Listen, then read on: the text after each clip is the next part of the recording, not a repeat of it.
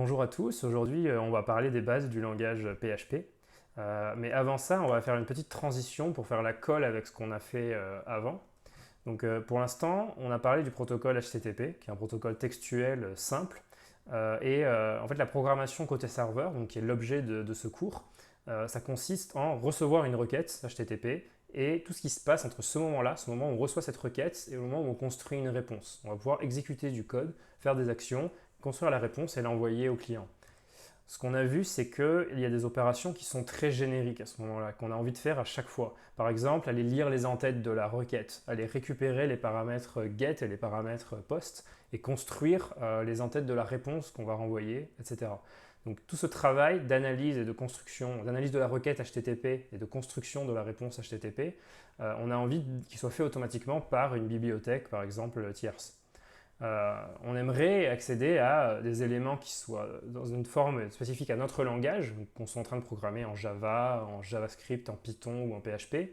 On aimerait pouvoir accéder à un beau tableau ou un beau dictionnaire avec les paramètres get, les paramètres post, etc.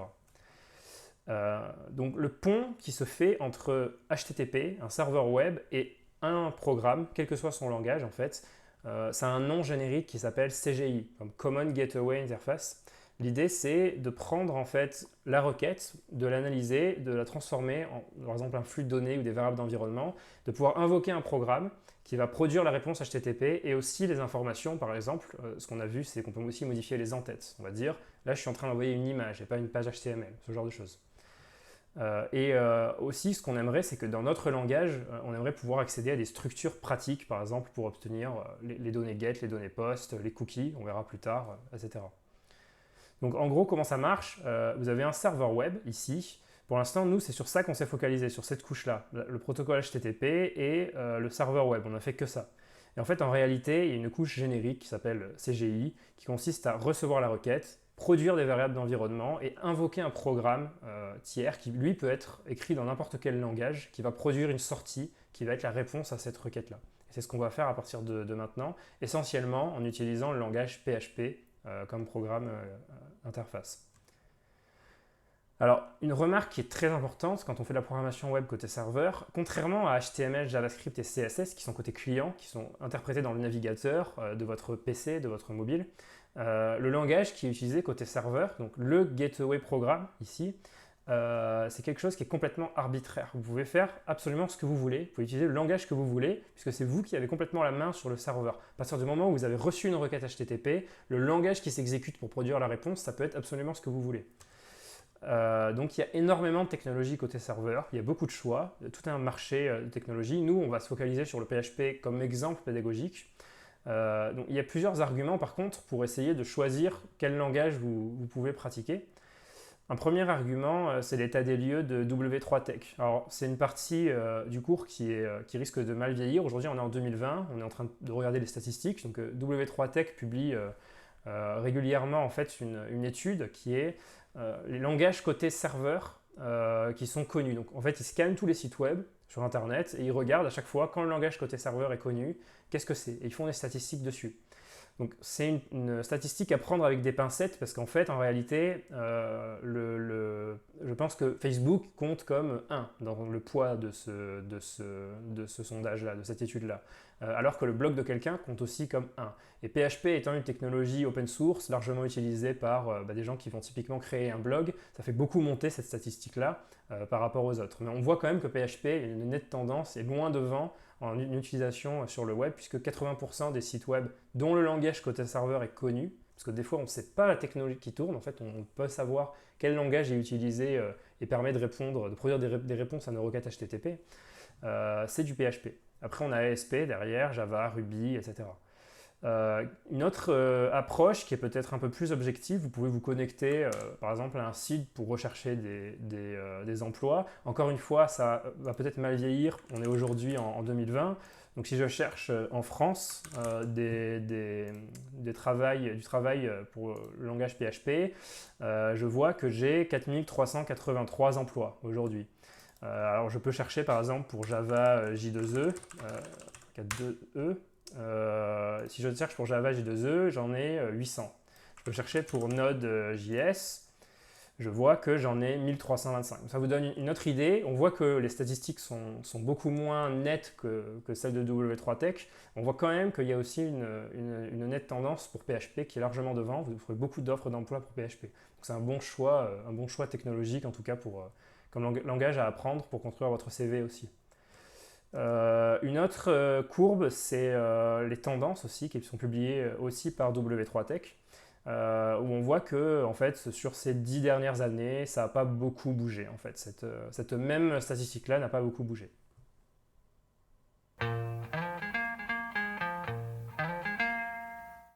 Donc on va rentrer dans le vif du sujet, on va parler de PHP en tant que langage.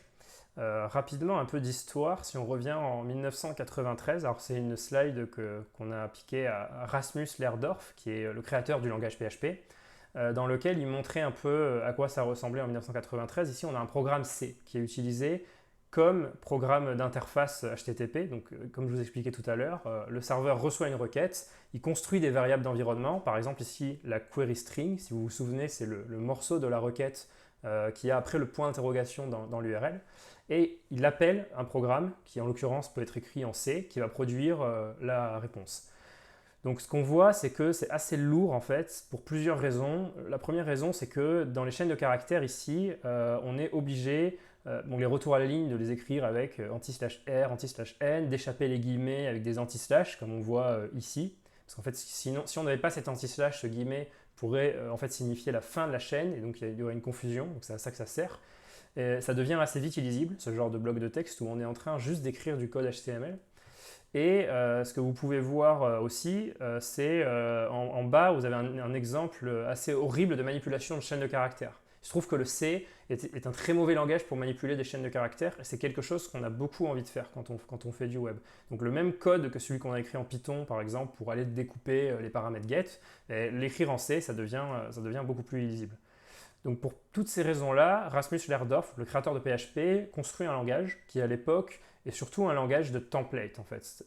Langage de template, l'idée c'est vous écrivez principalement dans le langage dont vous voulez produire en fait. Donc, par exemple là je veux produire du code HTML avec au milieu des petits morceaux de code qui permettent de faire des tests ou de faire de l'affichage. Par exemple vous avez un if et un echo ici, mais principalement la page est écrite en HTML. Donc vous avez un genre de mix entre du HTML et un autre langage qui permet de faire des traitements, par exemple d'aller récupérer quelque chose dans la base de données, etc.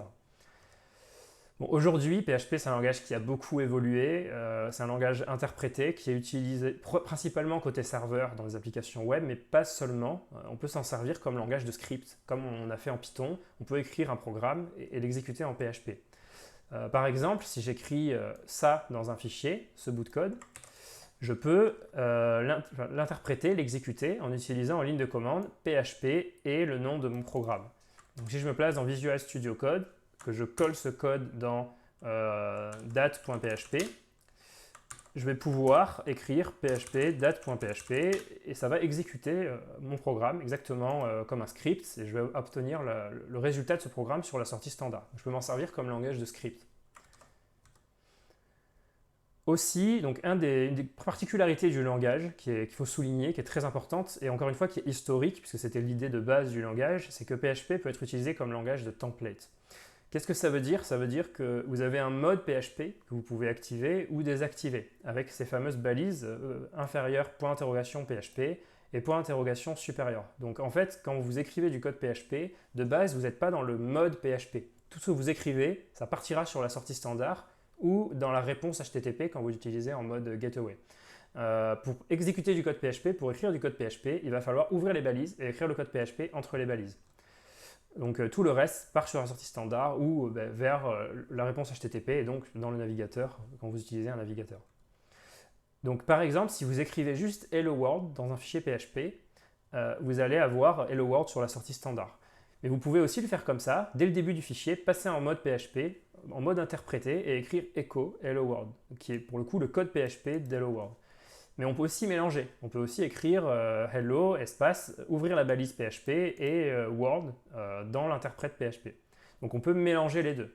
Donc ça, comme vous imaginez, c'est très pratique pour contrecarrer l'exemple que je montrais juste avant, de 1993, où on écrit print, on ouvre des guillemets et on met du code HTML horrible avec des échappements, ça évite de faire ça en fait. Typiquement, vous pouvez écrire ce genre de choses. Donc, vous pouvez écrire du code HTML avec à l'intérieur, à certains endroits, du code PHP. Donc, une première manière d'ouvrir l'interpréteur, c'est celle-ci, inférieur point d'interrogation PHP, et vous pouvez écrire du code PHP. Et un autre raccourci qui est assez pratique, c'est inférieur point d'interrogation égal, qui est l'équivalent de inférieur point d'interrogation PHP echo. Donc, ça permet d'afficher des choses sans avoir à écrire PHP echo, qui est assez long en fait comme syntaxe.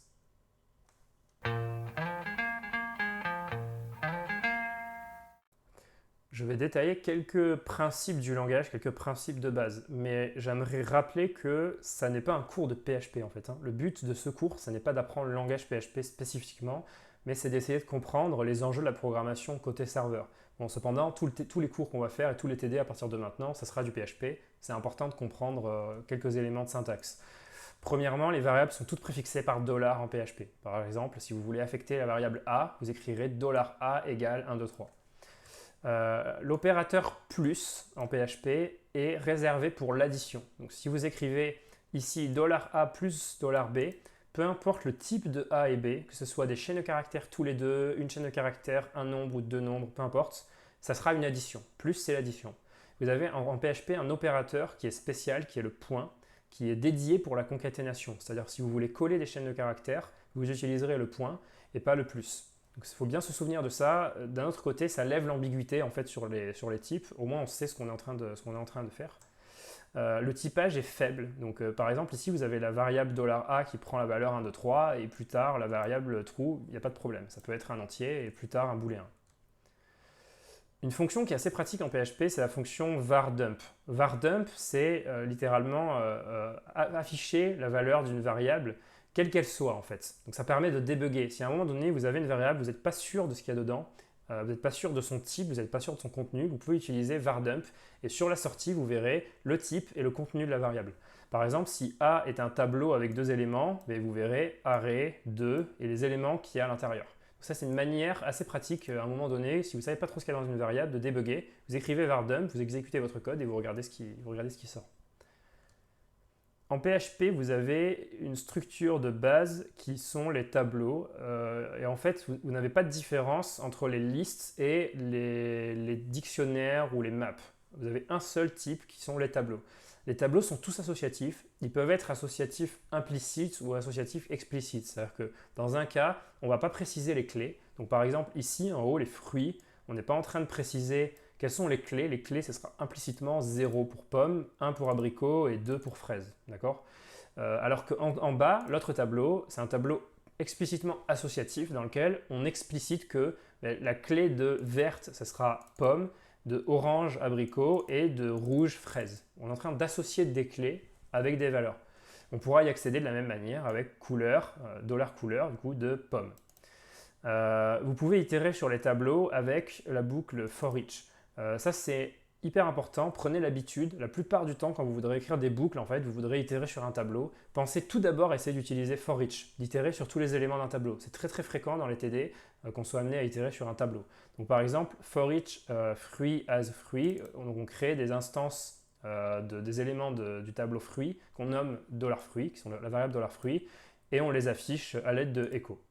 Ici, par exemple, on accède à la couleur du fruit puisque les éléments de ce tableau-là sont aussi des clés de l'autre tableau. Donc on peut accéder à $couleur, crochet, $fruit. Donc ces tableaux que j'appelle non associatifs, mais en fait, ils sont quand même associatifs implicitement, c'est-à-dire qu'ils ont une clé implicite, 0, 1, 2, etc. Donc on peut créer un tableau vide avec simplement crochet, crochet. On peut aussi créer un tableau avec des éléments explicitement à l'intérieur, séparés par des virgules, comme ici, comme ce qu'on a fait en Python, la même syntaxe pour les listes en Python par exemple. On peut ajouter des éléments avec la syntaxe crochet-crochet, ce qui est assez naturel en fait, parce que j'ai un tableau dans lequel je n'explicite pas mes clés. Donc si je veux juste ajouter un élément à la fin, j'utilise crochet-crochet. Je ne précise pas la clé, je donne juste un élément et il va s'ajouter à la fin. On peut compter le nombre d'éléments du tableau à l'aide de count. On peut itérer sur le tableau à l'aide de for each, comme tout à l'heure, et enlever un élément, par exemple en tête ou en queue du tableau, en utilisant pop pour supprimer le dernier élément ou shift pour supprimer le premier élément du tableau. Ensuite, vous avez des tableaux dits associatifs. Ce que j'appelle ici les tableaux associatifs, c'est les tableaux qui sont associatifs explicites. Donc en fait, un tableau vide, c'est exactement pareil qu'un tableau associatif implicite. C'est la même structure de données. En fait, en réalité, la structure est la même ici et ici. C'est le même élément. C'est juste qu'ici, on va décider d'expliciter les clés nous-mêmes, alors qu'ici, les clés seront implicitement définies par PHP, puisqu'on fait que pousser des éléments les uns à la suite des autres sans nous-mêmes expliciter les clés. Or là, on va préciser les clés. Donc pour préciser les clés, en fait, on va les préciser au moment où on crée le tableau, par exemple, quand on écrit name to age. Donc par exemple, on peut imaginer que ce serait l'équivalent d'un map de string vers int dans un autre langage comme le C++ ou le Java. Quand on va créer ce tableau, on va expliciter deux éléments ici, l'élément Ryan qui aura pour valeur 30 et l'élément Nina qui aura pour valeur 12. Pour ajouter un nouvel élément, c'est de la même manière qu'avant. Avant, on ne précisait pas la clé, puisque les clés étaient implicites, donc PHP numérote automatiquement.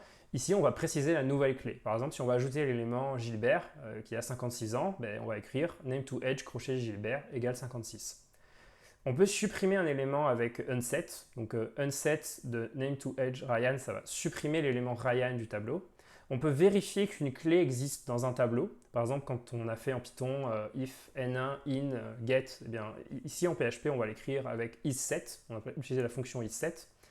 Et on peut itérer sur les clés, les valeurs, ou les clés et les valeurs. En fait, ici, on est en train d'itérer à la fois sur les noms et les âges qui correspondent. C'est-à-dire qu'à chaque exécution de ce bloc-là, on va à la fois avoir accès à la clé et à la valeur en même temps. Donc, par exemple, au premier tour de boucle, on aura peut-être Nina comme name et 12 comme âge, puisqu'on a supprimé Ryan du tableau. Ok, donc jusqu'à présent, on a parlé de PHP en tant que langage de programmation. On a montré les bases d'utilisation des structures, des tableaux, etc. Qu'est-ce qui se passe si j'ai envie d'utiliser ce langage pour programmer du web? Parce que c'est pour ça que PHP a été construit à la base. Comment je fais pour accéder aux informations sur la requête en cours et pour modifier la réponse qui est produite? Donc en fait, en PHP, on a vu juste avant que je pouvais écrire du code PHP, par exemple echo la date, et l'exécuter dans mon terminal php date.php, et je vois la sortie du script apparaître sur ma sortie standard. Mais il y a aussi une autre manière de l'exécuter, c'est en mode serveur intégré. Donc ce serveur intégré, c'est un serveur de développement, c'est pas un serveur de production. Je ne vais pas mettre mon site sur Internet en ligne en production avec ça. Par contre, ça va me permettre de développer. Cette commande, c'est php-s.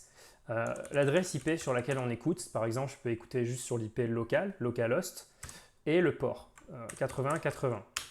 Quand je lance cette commande-là, PHP n'exécute pas un script, mais lance un serveur de développement dans le dossier actuel.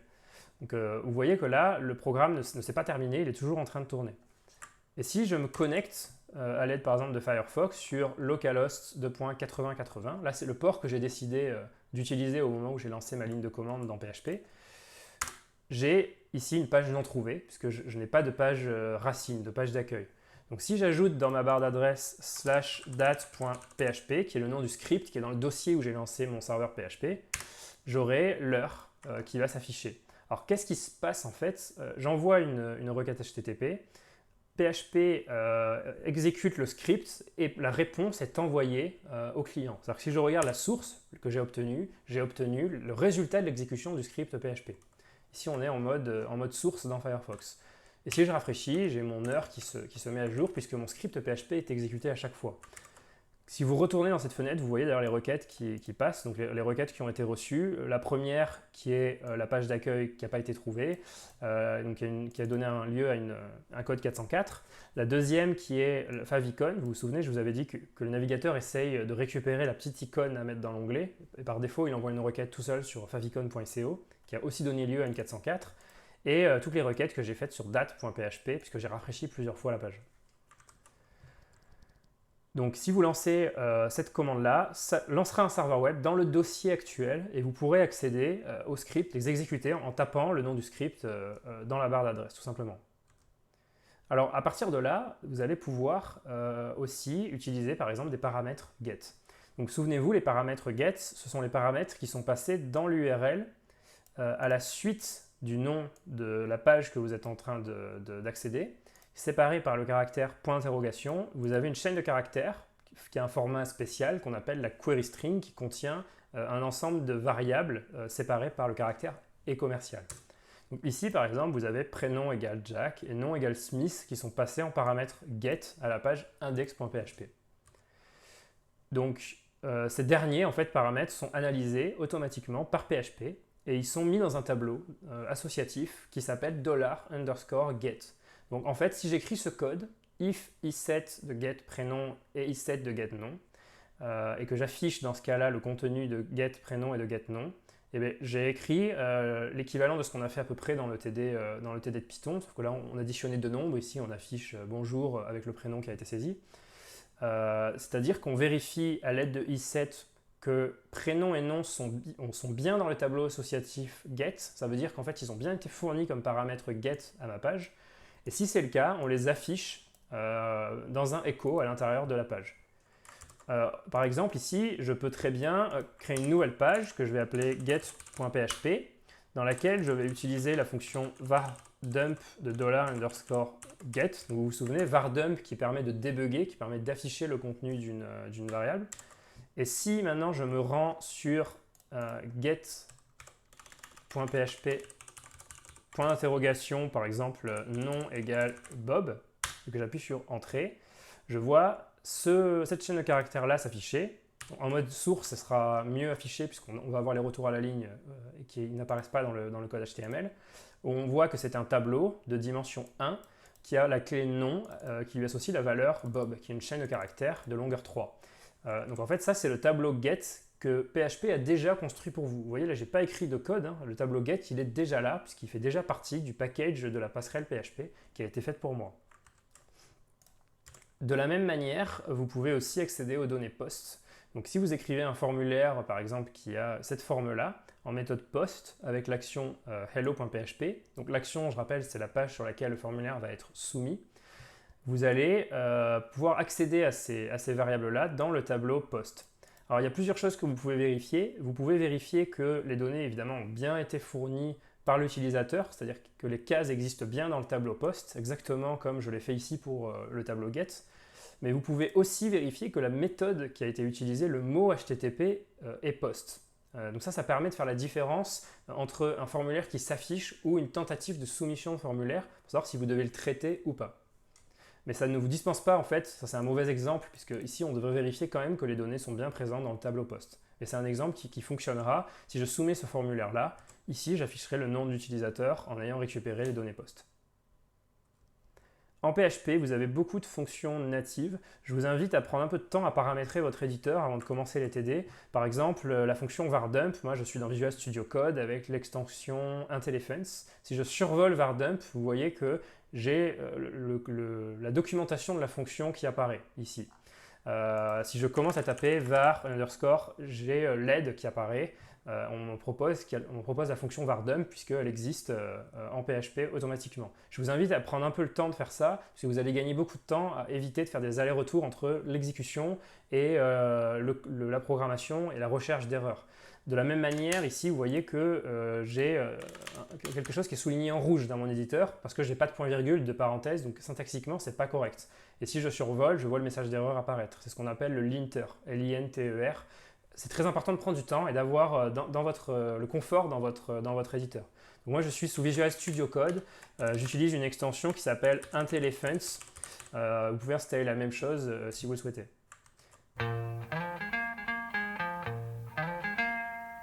Donc à partir de maintenant, vous pouvez faire les TD 1 et 2. Donc dans le TD1, vous avez une partie de prise en main. Vous pouvez mettre en place votre environnement de travail. On vous demande de créer une page d'accueil dans laquelle vous allez référencer les TD futurs que vous allez créer, d'implémenter une table de multiplication qui s'affiche en HTML. On vous demande aussi de refaire l'exercice par exemple de la calculatrice pour utiliser les données get et les données post et de construire un calendrier, c'est-à-dire visuellement vous-même avec du code PHP, de construire un calendrier qui s'affichera dans votre navigateur.